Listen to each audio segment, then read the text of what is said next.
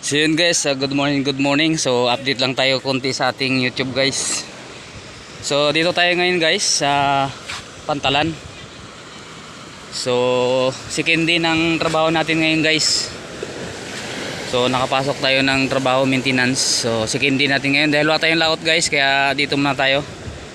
So ayan, nakapundo pa yung mga bangka. So mamaya maya guys, marami ng bisita yan dito. Diyan yan sila nakapila-pila. So ayan guys, ang ating update ngayon. Shoutout sa lahat ng ating viewers dyan, subscribers. So abang-abangan nyo lang guys. Mga Sabado, Linggo, D-off yan, makapag adventure fishing naman tayo. So medyo kumalma na ngayon guys. Sakto yan sa Sabado, Linggo, makakapag adventure fishing tayo. Abang-abangan nyo guys. So ayan, napakagandang umaga at magandang kalma na ngayon. So shoutout na lang sa lahat guys ng viewers, subscribers, sa lahat ng OFW, sa lahat ng mga taga rito sa barangay Kabayugan, Puerto Princesa City, Sitio Sabang. So dito po yung sakayan ng underground river.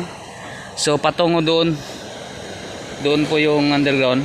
Tumatakbo po yan ng mga almost 35 minutes or 30 minutes ganyan. Doon na. So alright guys, yan ang update natin for today.